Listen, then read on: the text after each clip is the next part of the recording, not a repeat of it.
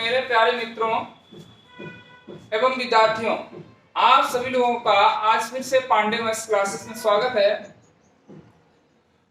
इसी के साथ आप लोगों को उस चैप्टर के विषय में बताने वाले हैं जिस पर कल चर्चा की।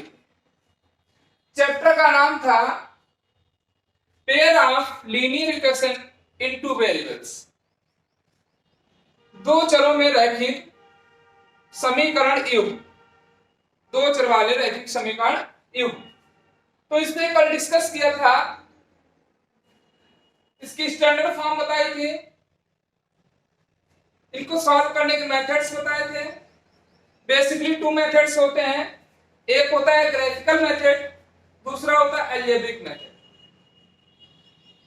ग्राफिकल मेथड में ग्राफ ड्रा करते हैं, उसके बाद चेक करते हैं, और अलजेब्रिक मेथड 3 मेथड्स में डिवाइडेड होता है। एक तो सब्स्टिट्यूशन मेथड, दूसरा एलिमिनेशन मेथड और तीसरा क्रॉस मल्टीप्लिकेशन। तो इन सब पर धीरे धीरे चर्चा करेंगे।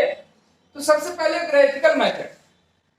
तो ग्राफिकल मेथड में आपको बताया था कि जब ग्राफ खींचेंगे, ड्रा करेंगे टू लाइंस का, अगर वो लाइन किसी एक पार्टिकुलर पॉइंट पर इंटरसेक्ट करेंगी तो वह यूनिक सॉल्यूशन होता है, और जिस पॉइंट पर लाइंस इंटरसेक्ट करती हैं वही उनका क्या होता है, सॉल्यूशन होता है वही पॉइंट। यदि वे लाइन ओवरलैप कर रही है यानी कोइंसिडेंट है, एक लाइन ड्रा की और दूसरी ड्रा करें तो उसके ऊपर से ही जा रहे, बिल्कुल इधर उधर नहीं हो रहे, उसको ओवरलैप करती हुई जा रही, तो वहां समझ लीजिए इनफाइनाइटली मैनी सॉल्यूशन होते हैं। कैसे होते हैं? Infinite number of solution. क्यों होते हैं? मेनली सॉल्यूशन का मतलब होता है कि लाइंस आपस में कितने पॉइंट पर इंटरसेक्ट कर रहे हैं, उनमें कॉमन पॉइंट कितने हैं, इतने कॉमन पॉइंट है वही सॉल्यूशन होते हैं। जैसे ऐसे लाइन दो कट करें तो एक पॉइंट इनका कॉमन है, ये इस लाइन पर भी लाई कर रहा है और इस पर भी, तो इसलिए इसका यूनिक सॉल्यूशन यही अकेला पॉइंट होगा। ओवरलैप करने का मतलब एक लाइन ऐसे मैंने ड्रा की, दूसरी ड्रा कर रहा है तो वो इसके ऊपर से ही होकर ऐसे जा रहे हैं, तो समझ लीजिए इसमें इनफाइनाइट नंबर ऑफ सॉल्यूशन होंगे। क्यों होंगे? क्योंकि जितने पॉइंट पहली लाइन पर लाई कर रहे हैं वो सारे क्या है, इस पर भी लाई कर रहे हैं। और किसी लाइन पर कितने पॉइंट लाई करते हैं? Infinitely many, infinite number of points. तो कोई लाइन बहुत सारे पॉइंटों को ज्वाइन करने पर बनती है, तो पहली लाइन उस पर इनफाइनाइट नंबर ऑफ पॉइंट लाई कर रहे हैं, और मैंने बताया जितने उसमें है वो इस पर भी है, तो यानी वही पॉइंट इस पर भी है, तो वो सारे पॉइंट क्या है, कॉमन पॉइंट है। ठीक है, तो कॉमन पॉइंट है इसलिए इसके इनफाइनाइट नंबर ऑफ सॉल्यूशन होंगे। तीसरी कैटेगरी होती है जब लाइन पैरेलल हो, एक लाइन ड्रा की दूसरी ड्रा करे तो उसके पैरेलल जा रहे हैं, तो ये आपस में कहीं पे टच ही नहीं करे, कोई कॉमन पॉइंट नहीं है, नो कॉमन पॉइंट, इसलिए इसका नो सॉल्यूशन, कोई सॉल्यूशन नहीं होगा। ठीक है, दूसरी चीज बताई थी कि यूनिक सॉल्यूशन की कैटेगरी में इंटरसेक्टिंग लाइन होती हैं, ऐसी कंडीशन में कोइंसिडेंट लाइन होती है, ये पैरेलल लाइंस होती हैं,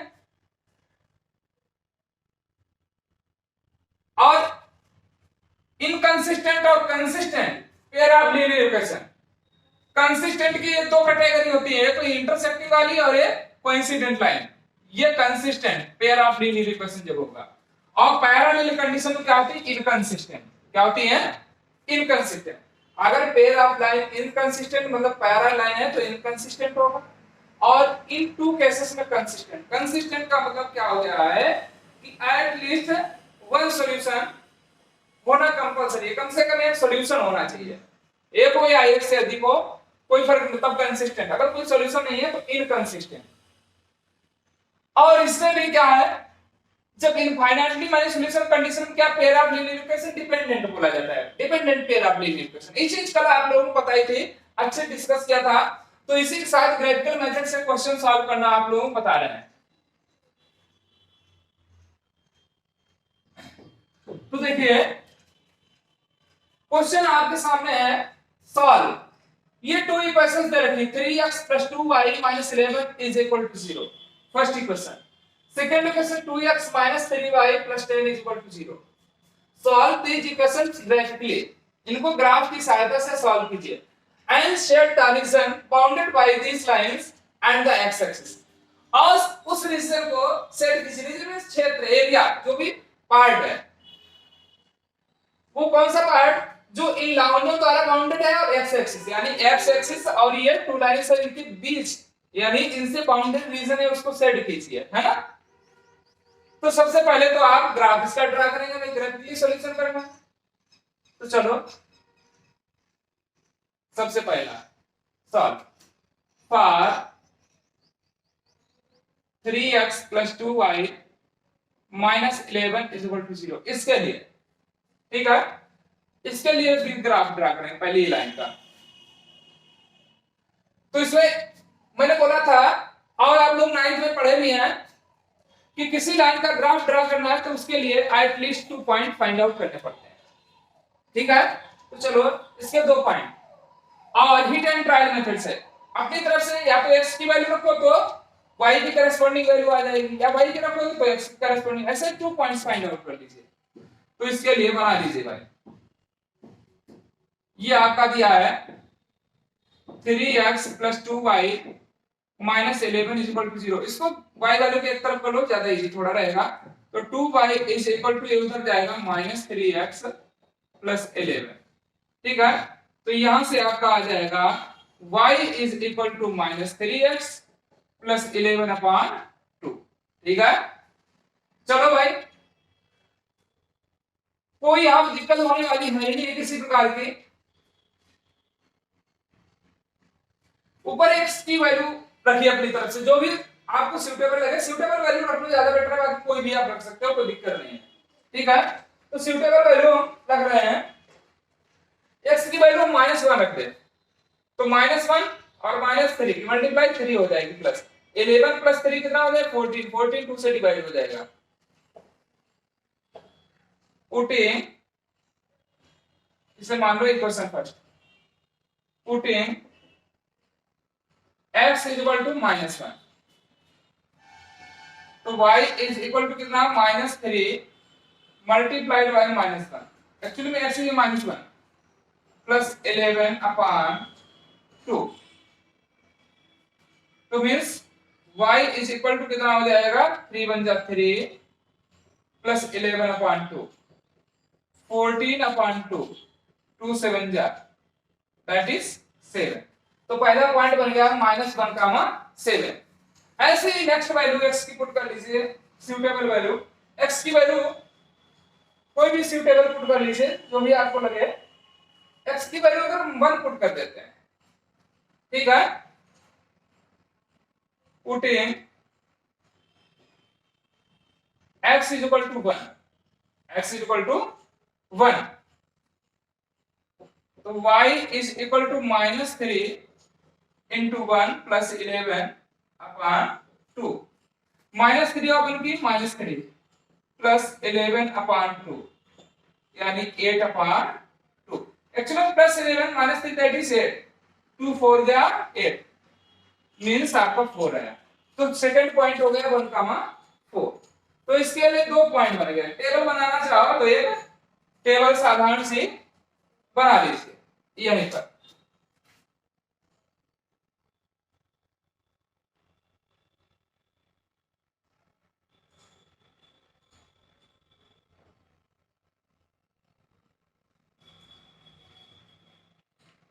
चलो इसमें x रहेगा, इसमें y, 2 पॉइंट्स फाइंड आउट करना।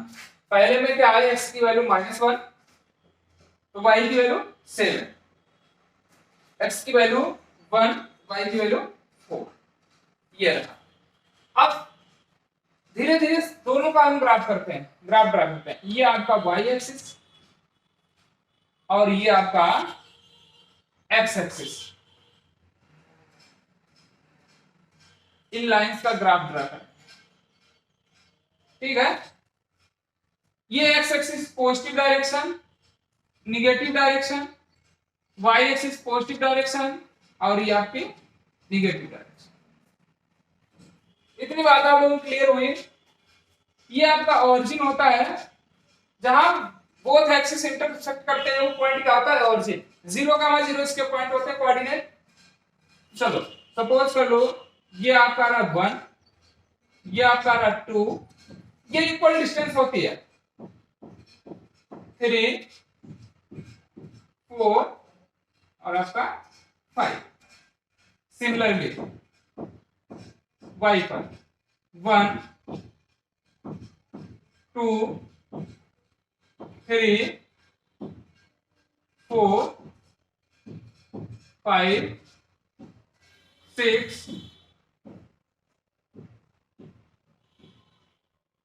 और आपका 7। ठीक है, इधर चलेंगे तो निगेटिव -1 और माइनस का 2। और बढ़ा लो, इधर बढ़ाना चाहो थोड़ा सा, और माइनस का 3। इधर -1 और माइनस का 2, ऐसे जितना भी खींच लो। ठीक है, तो इसका पहला पॉइंट का x पे कितना है -1, x पे कितना है -1 और y की वैल्यू 7। तो x पे -1 कहां पर है, ये रहा, और y की वैल्यू कितनी है 7, y प्लस का 7 यानी ये। तो इसी सीधे ऊपर चले जाओ, ऐसे बिल्कुल सीधे चले जाओ, 7 जहां पर आ जाए वहीं पर रुक जाओ 7। तो ये रहेगा, यहां से x की वैल्यू कितनी 1 है और y की वैल्यू कितनी है, चल गए 7 चले गए। तो ये आपका पॉइंट रहा 1, -7, -1, 7, ये आपका रहा पॉइंट। ठीक है, सेकेंड पॉइंट क्या है 1, 4, x की वैल्यू 1, y की वैल्यू 4, x की वैल्यू ये रही और y की वैल्यू 4। तो ऊपर चले जाओ, 4 के सामने रुक जाओ। ठीक है, ये दूसरा पॉइंट रहा 1, 4। इन दोनों ही पॉइंट को आप ज्वाइन करते हैं, और इतना प्रोड्यूस करें लाइन को कि वो बोथ एक्सिस को इंटरसेक्ट कर जाए। ठीक है, तो जैसे मैंने ऐसे स्केल रख के ऐसे ज्वाइन करेंगे। ठीक है, और ज्वाइन करते हुए ऐसे सीधे खींच देंगे जहां पर भी निकल जाए। ठीक है, ऐसे मैंने ड्रा कर दी लाइन, यहां y एक्सिस कट कर दिया, यहां पर x एक्सिस को कट कर दिया। अब सिमिलरली सेकंड लाइन है, उसका ग्राफ ड्रा करेंगे। चलो, for equation 2x - 3y + 10 is equal to 0, इसमें भी y वाला टर्म रोक लो, तो क्या हो जाएगा -3y is equal to -2x और माइनस का 10। ठीक है, तो y is equal to -2x - 10 upon minus का 3, माइनस ऊपर भेज दीजिए तो ये बन जाएगा 2x + 10 अपॉन 3। ये इक्वेशन सेकेंड। अब इसमें भी वही काम करना है, x की वैल्यू अपनी तरफ से रखिए, x की वैल्यू 2 रख लो, 2 2 जा 4, नहीं 1 रख लीजिए, 2 1 जा 2 + 10 12 अपॉन 3 दैट इज 4 आ जाएगा। तो putting x is equal to 1, y is equal to कितना हो जाएगा 2 × 1 + 10 अपॉन 3, यानी 12 अपॉन 3, 3 4 जा 12, y की वैल्यू कितनी आ गई 4 आ गई। ऐसे ही अनदर वैल्यू पुट करेंगे, अनदर वैल्यू पुट कर लीजिए, x की वैल्यू -2 रख लीजिए या +4 रख लीजिए, putting x is equal to -2, तो y is equal to 2 × -2 + 10 upon 3, 2 2 जा 4 यानी -4 + 10 अपॉन 3 दैट इज 6 अपॉन 3, 3 2 जा 6 मींस कितना रहा 2 रहा। ठीक है, तो इसके लिए टेबल बना लीजिए, यहीं पर बना लेते हैं टेबल।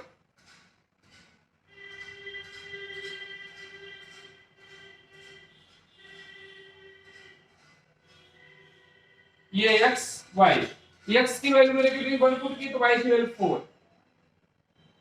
4 है, x की वैल्यू -2 पुट करी तो y की वैल्यू कितनी आ गई 2 आ। ठीक है, तो इसका भी ग्राफ ड्रा करते हैं। इसका भी हम ग्राफ ड्रा करते हैं। x की वैल्यू y की वैल्यू 4, तो एक तो पॉइंट यही हो गया 1,4 है ना, एक तो यही पॉइंट x की वैल्यू 1 y की वैल्यू 4 आ गई। दूसरा पॉइंट हमारा क्या रहा, एक तो ये जो पिछली वाले लाइन का था वो इसका हो गया। सपोज उनको दूसरा आता, आपको इससे कोई मतलब नहीं, पॉइंट लीजिए -2 x की वैल्यू ये रही, y की वैल्यू 2 यानी ऊपर +2 यहां तक चलेगी 2 तक, ये रहा दूसरा पॉइंट। ठीक है, अब इसको और इसको मिला दीजिए, इन दोनों पॉइंटों को मिलाइए और इतना प्रोड्यूस करो कि ये लाइन बोथ एक्सिस को इंटरसेक्ट कर जाए।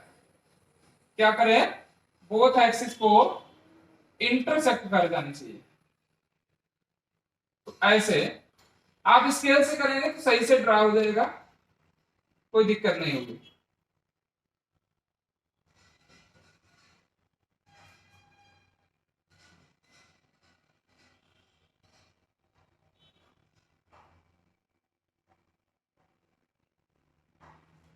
ये ऐसे, ठीक है, ये सेकेंड लाइन हो गई। तो आप लोग समझ रहे होंगे आई होप। तो -2, 2 था, ये रहा था पॉइंट। ठीक है, तो ये दोनों लाइन ग्राफ। अब ये ग्राफ हमारा रेडी हो गया। ये फर्स्ट लाइन का ग्राफ है, किसका लिख भी देते हैं, 3x + 2y - 11 = 0। और ये लाइन जो है क्या है, 2x - 3y + 10 = 0 का आता है। तो ग्राफ तो हमारा ड्रा हो गया। बात करें सॉल्व कीजिए, यानी इसका सॉल्यूशन पॉइंट फाइंड आउट कीजिए। सॉल्यूशन पॉइंट क्या होता है, जिस पॉइंट पर बोथ लाइंस इंटरसेक्ट करती हैं वही इनका क्या होता है, सॉल्यूशन पॉइंट। तो दोनों ही कहां पर इंटरसेक्ट कर रही हैं, ये 1,4 पे। तो 1,4 क्या हो जाएगा, इन दोनों का सॉल्यूशन पॉइंट हो जाएगा। क्या हो जाएगा, 1,4 इन दोनों का सॉल्यूशन पॉइंट। ठीक है, तो x = 1 y = 4 is the required solution. Okay, तो ये तो सॉल्यूशन हो गया डायरेक्टली। दूसरी चीज, set the region bounded by these lines, इन लाइनों द्वारा और x एक्सिस द्वारा। जो बाउंड्री रीजन उसको सेट करना है ना। तो आपस में लाइन कहां पर कट कर रहे हैं, ये। फिर बात हो रही है आप x एक्सिस की, किसकी हो रही है, x एक्सिस की। अब ये लाइंस x एक्सिस कहां पर इंटरसेक्ट कर रहे हैं, वो पॉइंट मार्क कर लो। आपस में तो 1,4 पे कर रही हैं, और ये x एक्सिस को यहां पर कर रही है, और ये x एक्सिस को यहां पर कर रही है। ठीक है, तो ये जो ट्रायंगल बना, इसी को हमें क्या कर देना है, सेट कर देना। क्या कर देना है, सेट कर देना। बोल रहा है कि इन ये लाइनों द्वारा जो बाउंड्री रीजन है और x एक्सिस द्वारा सेट द रीजन, उस रीजन को सेट कीजिए बाउंडेड बाय दीस लाइंस, जो इन लाइनों द्वारा बाउंडेड है, एंड द x एक्सिस और x एक्सिस द्वारा। तो ये आपस में लाइन कहां पर कट कर रहे हैं, 1,4 पे। और ये वाली लाइन x एक्सिस काम कर रही है, ये कर रही है, ये वाली काम कर रही है, ये कर रही है। तो यही पॉइंट हम, बस ये बाउंड्री पॉइंट है आपके। ठीक है, तो इनको, इनसे जो फिगर बना है हमारा ट्रायंगल बना, तो उसी को हमें सेट कर देना। उसे क्या कर देना है, सेट कर देना। बहुत कुछ नहीं करना। ये आपका क्वेश्चन सॉल्व हुआ। ऐसे आप इसे सेट कर दीजिए।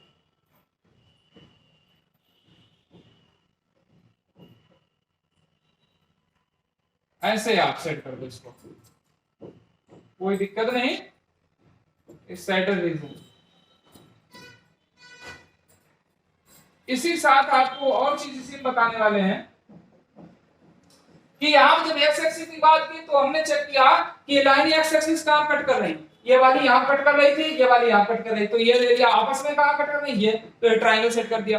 सपोज करो यहां भी ये बोल देता कि set the region bounded by these lines and y axis, तो हम x एक्सिस से कोई मतलब नहीं रखते। फिर ये देखते हैं ये लाइन y एक्सिस कहां कट कर रही, तो ये वाली लाइन y एक्सिस को यहां कट कर रही थी, और ये वाली लाइन y एक्सिस को यहां कट कर रही। तो ये वाला जो छोटा सा ट्रायंगल है, तो इसको हम सेट करते हैं। तो y एक्सिस पर हम देखते हैं, ठीक है, ये लाइनें कहां कट कर रही हैं, तो इस वाले ट्रायंगल सेट करते हैं। तो ऐसे भी क्वेश्चन पूछा जा सकता है, तो कोई दिक्कत नहीं। लेकिन अगर सेट द रीजन की बात ना करें, केवल डायरेक्टली सॉल्व, तो आप जैसे पहले मैंने ग्राफ ड्रा किया दोनों का, जहां कट कर जिस पॉइंट वही हमारा क्या हो जाता है, रिक्वायर्ड सॉल्यूशन हो जाता है। ओके, आई होप ये आपको क्वेश्चन अच्छे समझ आया होगा, और ये समझ में आया तो कमेंट बॉक्स में कमेंट करें। अब आगे की ओर हम चलते हुए हैं, अब हम बनाएंगे अलजेब्रिक मेथड। ठीक है, अलजेब्रिक मेथड। और जैसे ग्राफ से ये भी पूछता है कि ग्राफ ड्रा करो, डायरेक्टली आपने चेक करके बताओ किसके सॉल्यूशन कैसा है, कंसिस्टेंट है या inconsistent pair of linear equation है। तो ऐसी कंडीशन में भी कंसिस्टेंट होगा। सपोज करते हैं दूसरी लाइन खींचते, ये भी इसके ऊपर से ही पहली लाइन भी जाती, तब भी कंसिस्टेंट, उसमें इनफाइनाइटली मैनी सॉल्यूशन हो जाती है, इसमें यूनिक सॉल्यूशन। और जब लाइन जैसे मैंने ड्रा की दूसरी खींचते वो इसके पैरेलल ड्रा होती, तो आप समझ लेते हैं no solution. Parallel line is inconsistent pair of linear equation, तो कोई भी हमारा सॉल्यूशन नहीं होता। ठीक है, तो अब आगे की ओर आपको ले चलते हुए अलजेब्रिक मेथड पे। ठीक है, और अलजेब्रिक मेथड में 3 मेथड्स होते हैं।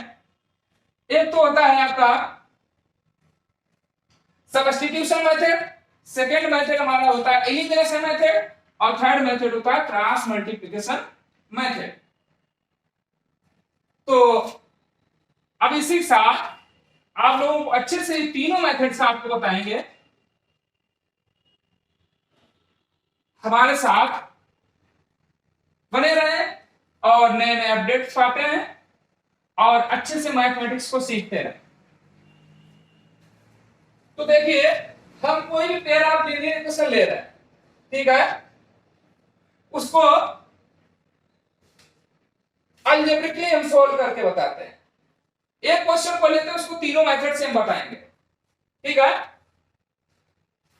बेसिकली ऐसा सॉल्यूशन। ठीक है, आप लोगों को इंपॉर्टेंट क्वेश्चन इस चैप्टर से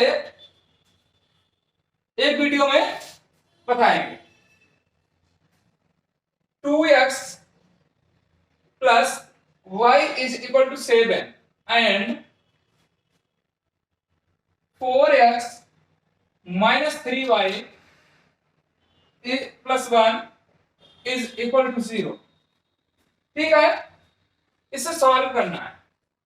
सॉल्व मतलब x और y की वैल्यू फाइंड करना। Solve for x and y, solve for x and y, x और y के लिए सॉल्व कीजिए। ठीक, चलो ये आपका क्वेश्चन था। सॉल्यूशन ये 2x प्लस y। एक्चुअली में जब हम क्रॉस मल्टीप्लिकेशन मेथड से सॉल्व करते हैं तो हमें स्टैंडर्ड फॉर्म की जरूरत पड़ती है। ax plus by plus c is equal to 0। Easy रहता, बाकी कोई ऐसी बात खास नहीं है, कर हम कैसे भी सकते हैं। जब क्रॉस मल्टीप्लिकेशन मेथड सॉल्व कर रहे हैं तो ऐसी फॉर्म में लिखे, मींस उधर 0 होना चाहिए। बाकी आपकी सब्स्टिट्यूशन मेथड है, एलिमिनेशन मेथड है, उसमें कांस्टेंट को राइट हैंड साइड में ले जाइए, केवल इधर x और y वाले बने रखो। तो इसमें तो ऑलरेडी रिटन है कांस्टेंट को राइट हैंड साइड में, तो first equation. And second equation क्या है, 4x 3y plus 1 is equal to 0। इसमें कांस्टेंट प्लस 1 है, इसको उधर ले जाओ। 4x 3y is equal to -1। That's equation number second। ये इक्वेशन नंबर आपकी सेकंड रहे। तो चलो देखते हैं भाई, सबसे पहले आपको हम सब्स्टिट्यूशन मेथड बताते हैं। बाय सब्स्टिट्यूशन मेथड,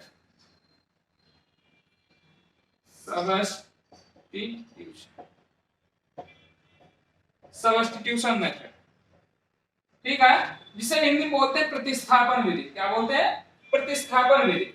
तो इसमें मान को प्रतिस्थापित करते हैं। तो जैसे 2 इक्वेशंस दिए हैं, इनमें से किसी इक्वेशन से, हर इक्वेशन में 2 वेरिएबल्स हैं x और y, तो किसी भी एक इक्वेशन से या तो x की या तो y की वैल्यू ट्रांसपोज करके फाइंड आउट कीजिए और इन अदर इक्वेशन में सब्स्टिट्यूट कर दीजिए। ये सब्स्टिट्यूशन मेथड है। इक्वेशन फर्स्ट से ट्रांसपोज करके किसी वेरिएबल की निकालेंगे तो इक्वेशन सेकंड में पुट करेंगे, सब्स्टिट्यूट करेंगे। इक्वेशन सेकंड से निकालेंगे तो फर्स्ट में पुट करेंगे। जिससे निकालेंगे उसे पुट नहीं करेंगे, इन अदर इक्वेशन में पुट करेंगे। ठीक है, तो चलो देखते हैं। तो from equation first y is equal to, y की निकाल लेते हैं, ये y है ना, तो ये 2x को उधर ले जाओ, 7 माइनस 2x, ये रहा। y is equal to 7 minus 2x होगा, ये कहां से निकाला, फर्स्ट से, तो पुट क्या करेंगे, सेकंड में। From equation first y is equal to 7 minus 2x, put in equation second में सब्स्टिट्यूट कर दीजिए। तो ये तो 4x रहा, जहां y आएगा वहां क्या 7 माइनस 2x पुट करेंगे, 3 इंटू y मतलब into 7 minus 2x is equal to -1। चलो सिंपलीफाई करिए इसे, 4x ब्रैकेट रिमूव करो, -3 और 7 की 21 माइनस का, माइनस माइनस की मल्टीप्लाई प्लस, 3 2 जा 6 plus 6x is equal to -6x और 4x, यानी 6x और 4x को ऐड करेंगे तो 10x बनेगा, -21 इज इक्वल टू -1। ट्रांसपोज कीजिए x की वैल्यू फाइंड आउट, तो 10x is equal to -1 plus का 21 जाएगा, ट्रांसपोज होगा, तो 10x is equal to 20, means आपका x इज इक्वल टू कितना, 20/10, 2 आ जाएगा। मींस ये क्या है, इंटू में 10 है, तो ट्रांसपोज करेंगे डिवाइड में चला जाएगा, तो x की वैल्यू 2 आ गई। अब ये x की जो वैल्यू आई है, तो जिन इक्वेशन को मैंने सॉल्व किया फर्स्ट और सेकंड, इनमें से किसी एक में रख दो, चाहे फर्स्ट में रख दो चाहे सेकंड में, y की वैल्यू आ जाएगी, ठीक है। तो on substituting the value of x, on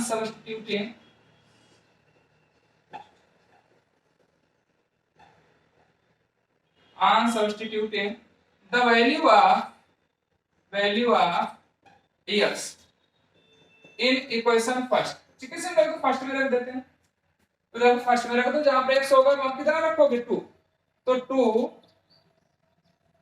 into 2 into 2 plus y is equal to 7। तो देखो ट्रांसपोज कर लो भाई, ये 2 2 जा 4 plus y is equal to 7, means y is equal to 7 minus 4 that is 3। तो y की वैल्यू कितनी आ गई, 3 आ गई। तो x बराबर 2 और y बराबर 3 हमारा क्या हो गया, रिक्वायर्ड सॉल्यूशन हो गया। तो लिख लो, तो x is equal to 2 और y is equal to 3 is the required solution,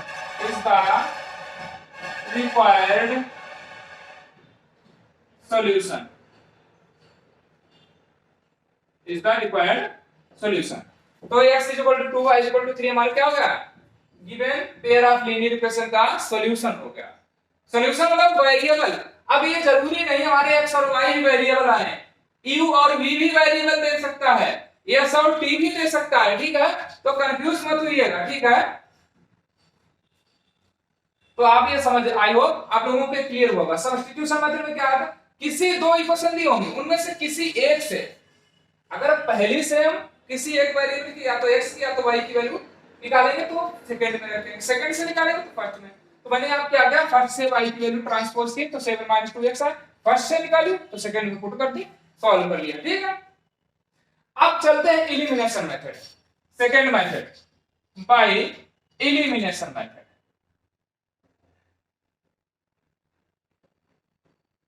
by elimination method, elimination method में क्या होता है, कुछ नहीं, एज इट इज जो इक्वेशन गिवन है उनको लिख लीजिए। First equation, second equation 4x minus 3y is equal to -1, second equation. आप इसमें सबसे पहले क्या देखेंगे, इसमें एलिमिनेशन मेथड में क्या करते हैं, हम एलिमिनेट करते हैं, किसी एक वेरिएबल को हम एलिमिनेट करते हैं, या तो x को या तो y को। वो एलिमिनेट करने का प्रोसेस क्या है, मेथड क्या है, देखिए कोएफिशिएंट पर हम फोकस करते हैं x और y पे, या तो x को एलिमिनेट कर लो या तो y को। चलो मैं y को करके देखता हूं, ठीक है। तो जो गिवन कोएफिशिएंट है उन फोकस करो, सिंबल से मतलब साइन से मतलब नहीं, यहां 3 की वैल्यू इसमें क्या है 1 है, कुछ नहीं, जो गिवन कोफिशिएंट है उनका एलसीएम निकालो। उनका क्या निकालो? एलसीएम। तो 1 और 3 का एलसीएम कितना होगा? 3 होगा। जो एलसीएम आता है उस एलसीएम के बराबर ही हम लोगों को उसका कोफिशिएंट बनाना है। मतलब जिस वेरिएबल को हमें एलिमिनेट करना है, मैं यहां पर y को कर रहा हूं, तो y के जो गिवन कोफिशिएंट है उनका एलसीएम निकालो और उस एलसीएम के बराबर ही उनके क्या करो? कोफिशिएंट बनाइए भाई। तो चलो भाई एलसीएम आया 3, तो 3 बनाने आप 1 है तो 3 बनाने के लिए क्या करेंगे? 3 से मल्टीप्लाई, मींस इक्वेशन फर्स्ट में पूरे में 3 से मल्टीप्लाई कर देंगे। ठीक है, तो इक्वेशन फर्स्ट मल्टीप्लाइड बाय 3, तो 3 2 जा 6x, 3 1 जा 3y, 3 7 जा 21। ये न्यू इक्वेशन जनरेट हुई इक्वेशन फर्स्ट से। और यहां पर आपका 3 ऑलरेडी गिवन है, ये एलसीएम के बराबर, तो कोई चेंजिंग नहीं करनी, 3 रखना है तो 1 से कर दो मल्टीप्लाई। तो इक्वेशन सेकंड मल्टीप्लाइड बाय 1, तो 4x minus 3y is equal to -1। ये आपकी वही फोर्थ इक्वेशन। अब जो न्यू इक्वेशन बनी है उन इक्वेशनों को या तो ऐड करेंगे या तो सब्ट्रैक्ट। वो हम साइन पर डिपेंड रखते हैं कि जिसके कोफिशिएंट इक्वल हुए हैं उसके साइन देखते हैं। कोफिशिएंट हमारे y के इक्वल किया 3 3, अब उसके साइन अगर हमारे अपोजिट है, एक में प्लस है और एक में माइनस, तो ऐड कर दो। अपोजिट साइन होने पर इक्वेशंस को क्या करेंगे? ऐड करेंगे। अगर सेम साइन है तो सब्ट्रैक्ट करेंगे। यहां पर भी प्लस, सपोज करो यहां पर भी प्लस होता तो सब्ट्रैक्ट करते हैं, यहां पर माइनस होता है यहां पर भी माइनस, तब भी हम सब्ट्रैक्ट करते हैं। अपोजिट साइन, एक में प्लस एक में माइनस, तो ऐड ही करेंगे। ठीक है, तो on adding equation third and equation 4, तो 6x प्लस का 4x यानी 10x plus 3 minus 3 cancel out, plus का 21 माइनस 1 दैट इज 20। भाई देखो हो गया काम, x is equal to 20 upon 10, 10 2 जा 20, x की वैल्यू कितनी आ गई? 2 आ गई। अब ये x का मान किसी भी, ये 4 इक्वेशन इनमें से किसी में पुट कर दीजिए, आपकी y की वैल्यू आ जाएगी। तो ऑन सब्स्टिट्यूटिंग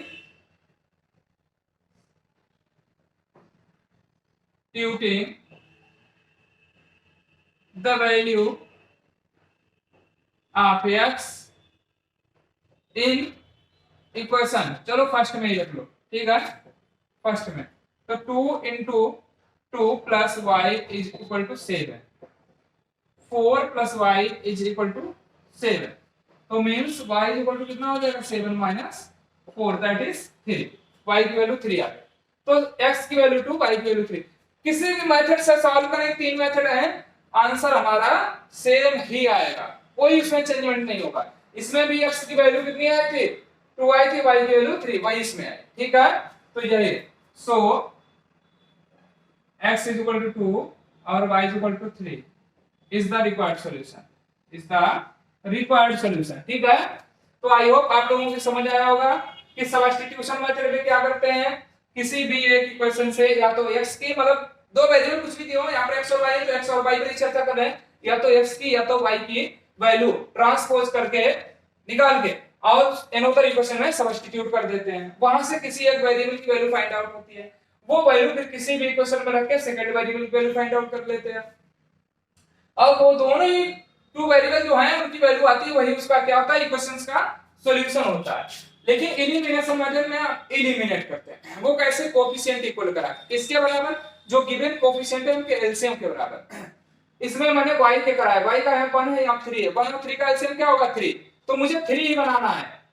3 यहां पर भी 3, यहां पर भी 3, तो यहां 3 बनाने के लिए 3 से मल्टीप्लाई 3 बन जाएगा, तो पूरी इक्वेशन में 3 से मल्टीप्लाई करेंगे, न्यू इक्वेशन जनरेट हुई। इसमें 3 ऑलरेडी है तो 3 रखना, कोई चेंजमेंट नहीं करना, तो 1 से मल्टीप्लाई, ये है। फिर आप उनके सिंबल देखते हैं, साइन देखते हैं, यहाँ प्लस है और यहाँ पर क्या है? माइनस। जब अपोजिट साइन हो दोनों में, एक में प्लस एक में माइनस, तो ऐड ही करना है। तो दोनों ही इक्वेशन को क्या कर दिया मैंने? थर्ड और फोर्थ को ऐड कर दिया। ऐड कर प्लस का 6x प्लस का 4x आगे 10x, इधर प्लस का 3y माइनस 3y, ये आपका क्या हो गया? कैंसिल आउट हो गया। क्या हो गया? कैंसिल आउट, प्लस का 21 माइनस 1 दैट इज 20 हो गया। x की वैल्यू निकाली, अपन चल गया 2 आ गया। अब ये x की वैल्यू किसी भी इक्वेशन में सब्स्टिट्यूट कर दो, मैंने कारण दिए इक्वेशन फर्स्ट में, तो यहां से y की वैल्यू आ गई, तो x और y की वैल्यू जो आई है वो हमारा क्या हो गया, सॉल्यूशन हो गया। अब थर्ड मेथड पे हम चलते हैं, वो कौन सा मेथड है, क्रॉस मल्टीप्लिकेशन मेथड। इसी क्वेश्चन को हम क्रॉस मल्टीप्लिकेशन मेथड से सॉल्व करेंगे, ठीक है। तो चलो देखते हैं। तो जब क्रॉस मल्टीप्लिकेशन मेथड सॉल्व करते हैं तो आप लोगों को मैंने आयोग बताया है अभी कि स्टैंडर्ड फॉर्म में बहुत इक्वेशन राइट करते हैं, स्टैंडर्ड फॉर्म में, इसमें स्टैंडर्ड फॉर्म में। तो चलो स्टैंडर्ड फॉर्म में लिख लेते हैं। ये आपकी क्या है, first equation 2x + y। Standard form में जो होता है वो क्या होता है, राइट हैंड में 0 होता है, सारे टर्म इधर, इस 7 को इधर लाइए तो -7 = 0, that's equation first. Equation second क्या है आपकी, 4x - 3y + 1, ये ऑलरेडी स्टैंडर्ड फॉर्म में लिखे हैं सेकंड। तो चलो देखते हैं अब आपका मेथड क्रॉस मल्टीप्लिकेशन। ये मेथड बहुत ही इजी होता है, इसका फार्मूला लोग याद करने को बैठ जाते हैं, यही समस्या होती है। और फार्मूला थोड़ा लेंथी होता है देखने में, और उस फार्मूले को देख के मोस्टली लोग क्या हो जाते हैं, घबरा जाते हैं। लेकिन घबराने की जरूरत नहीं है, आपको फार्मूले चुटकियों में याद करा देंगे एक ट्रिक से। देखो, आप सबसे पहले इन दोनों की स्टैंडर्ड फॉर्म से कंपेयर करें। तो on comparing equation first with, देखो कल जब दो इक्वेशन थी तो पहली इक्वेशन को a1x + b1y + c1 = 0 किया था, तो उसे compare with a1x + b1y + c1 = 0, इससे कंपेयर करो। And equation second with a2x + b2y + c2 = 0, compare करिए। तो फर्स्ट इक्वेशन को इससे कंपैरिजन करनी है, कंपेयर करनी है। तो यहां पर x के साथ क्या है, a1, x का कोएफिशिएंट क्या है, a1, यहां पर क्या है, 2 है, तो a1 की वैल्यू कितनी हो गई, 2। ओके, यहां पर b1, y का कोएफिशिएंट, इसमें y का कोएफिशिएंट यहां कुछ नहीं दिख रहा तो 1 होता है, ठीक है। तो b1 = 1, कांस्टेंट यहां c1 है और इसमें कांस्टेंट क्या है, -7, तो c1 की वैल्यू -7। सेकंड इक्वेशन के इससे कराएंगे a2x + b2y + c2 = 0 से, तो इसमें a2x के साथ इसमें 4, तो a2 = 4, b2y के साथ यहां -3, तो b2 = -3, c2 constant that is +1। ये सारी हो गई। अब आप समझ लीजिए, देखो फार्मूला मुझे याद नहीं है, मैं सपोज करता हूं, या तो ऐसे सपोज कर लेते हैं, ट्रिक से हम कैसे फार्मूले को लिखते हैं। तो बाय क्रॉस मल्टीप्लिकेशन में, क्रॉस मल्टीप्लिकेशन मेथड,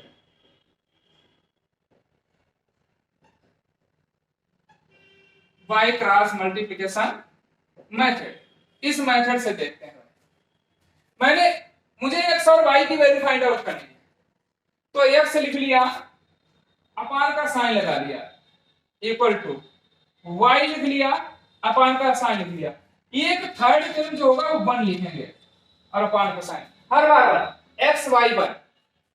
x के नीचे आप एक शब्द ध्यान रखें, bc है, क्या ध्यान रखें, bc है। इतना तो हर कोई याद कर सकता है ना। तो सबसे पहले पेयर हमारा क्या आ रहा, BC का आ रहा, तो x के नीचे BC - BC, BC - BC लिख लो। फिर अगला पेयर हमारा CA का आ रहा है, क्या आ रहा है, CA, तो CA - CA लिख लो, CA - CA। और लास्ट पे भाई इधर से हम चले, B से C पर पहुंचे, C से A पर पहुंचे, फिर A से हम B पर पहुंचेंगे, A से B पर, तो अब AB - AB, ये ध्यान रखो। BCA शब्द ध्यान रखो, तो पहले BC बना पेयर, फिर CA का बना, फिर लास्ट में AB का बनेगा, है ना। तो चाहे इनको ऐसे आप साइक्लिक ऑर्डर में देख लो, ये आपका B रहा, ये आपका C रहा, और ये आपका A रहा। ये घूमने की डायरेक्शन है, ठीक है। तो हम बी से सी पर पहुंचेंगे, सी से ए पर पहुंचेंगे, ए से बी पर पहुंचेंगे, ठीक है। ये ध्यान रखिए। तो सबसे पहले आपका बीसी बन रहा, तो एक्स के नीचे बीसी माइनस बीसी। फिर क्या बन रहा, सी ए, तो सी ए माइनस सी ए वाई के नीचे। फिर क्या बन रहा, ए बी, वन के नीचे a b minus a b, ठीक है। अब ध्यान रखो 12 21, क्या करोगे 12 और 21, ठीक है। तो 12 21 लिखोगे, तो 12 का मतलब हो गया B1 C2, B1 C2 12 हो गया। फिर 21 मतलब 21 B2 C1, B1 C2 minus B2 C1। I hope आप लोगों को ये चीज समझ आ रही होगी। अगर कोई प्रॉब्लम आ रही हो, कहीं पर भी कोई चीज समझ नहीं आ रही हो, तो उसको कमेंट बॉक्स में कमेंट करके जरूर लिखें। तो ये चीज आप लोगों को क्लियर हो रही होगी, ठीक है। अब यहाँ सी है, मैंने बोला 12 21 लिखना है, बता दिया। तो 12 मतलब C1 A2 12 हो गया 12, फिर C2 A1, ठीक है। तो मैं हर बार 12 21, फिर ऐसे यहाँ 12 21, ठीक है। अब भैया ये चीज आई, इनकी वैल्यू पहले कंपेयर कर दिया, फाइंड आउट कर चुके हैं। अब इनकी वैल्यू आप लोगों को पुट कर देनी, बाकी कुछ भी नहीं करना है, ए टू जेड। चलो भाई वैल्यू पुट करते हैं, वैल्यू पुट करते हैं। तो एक्स अपान तो एक्स के अपान क्या है, B1 C2। तो B1 देखो कितना है 1 है, तो मैंने लिख लिया इंटू C2 कितना है हमारा भाई, C2 1 है, लिख लिया।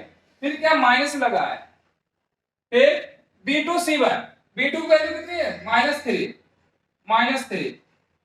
B2 C1 हमारा कितना है आपका -7, ठीक है। ये लिखिए इज इक्वल टू y। अब y के अपान में, अब क्या करेंगे, y के अपान में लिखेंगे। तो y के अपान C1 A2, C1 की वैल्यू कितनी है हमारी -7 और A2 की वैल्यू कितनी है, A2 की वैल्यू 4, फिर माइनस C2 A1, C2 कितना है 1, A1 कितना है 2, इज इक्वल टू 1 के अपान में A1 B2, A1 कितना है हमारा 2 है, B2 कितना है -3 है, माइनस A2 B1, A2 कितना है 4 है और B1 कितना है 1 है, ठीक है। अब ये वैल्यू हो रही, अब इनको थोड़ा सा हम यहाँ पे स्पेस है नहीं, यहाँ पे लेके आते, ठीक है, उसी स्टेप को। तो देख रहे हैं, तो x अपान इधर नीचे सिंप्लीफाइड डिनोमिनेटर कीजिए, 1 1 जा 1